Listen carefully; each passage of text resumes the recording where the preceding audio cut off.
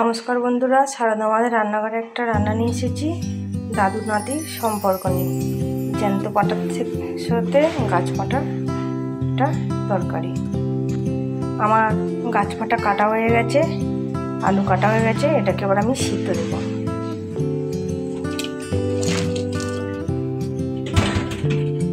দেখুন বন্ধুরা, সিদ্ধই দেব পরিমাণ মতো নুন, পরিমাণ মতো হলুদ গুঁড়ো দিয়ে একটু নাড়াচাড়া করব। বাটিতে দেবো পেঁয়াজ, আদা, রসুন, শুকনো লঙ্কা, কাঁচা লঙ্কা আর একটু গরম মশলা, একটু গোটা জিরে মশলাটা বানিয়ে নেব। দেখো বন্ধুরা, আমার গাছ পাঁঠা সিদ্ধ হয়ে গেছে।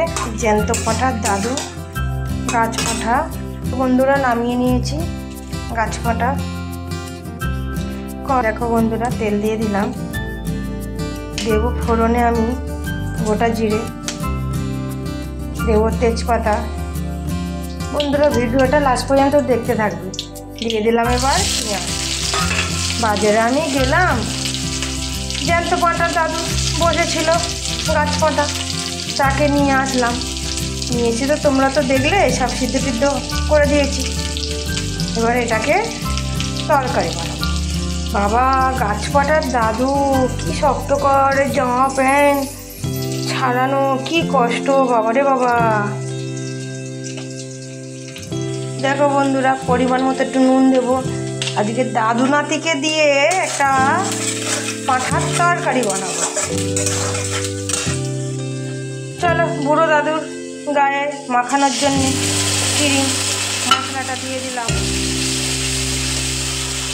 চলো, এবার একটু লঙ্কার গুঁড়ো দিয়ে দিলাম, একটু হলুদ গুঁড়োও দিয়ে দিলাম, দিয়ে একটু নাড়াচাড়া করে নিলাম।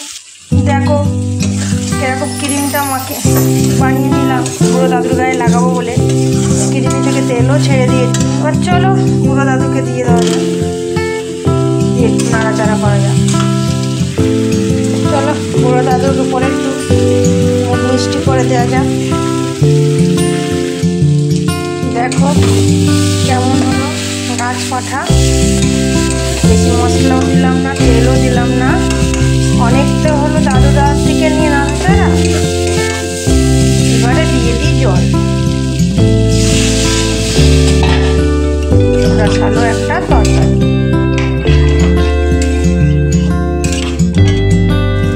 দেখো বুড়ো দাদুর গায়ে দিলাম জল।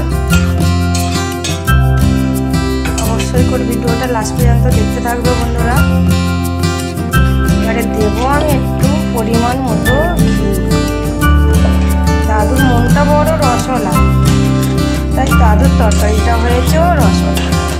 আমার তরকারি হয়ে গেছে, আমি এবার নামিয়ে নেব। দেখো বন্ধুরা, রসলা কেমন তরকারি হয়েছে গাছ পাঁঠা। টাটা।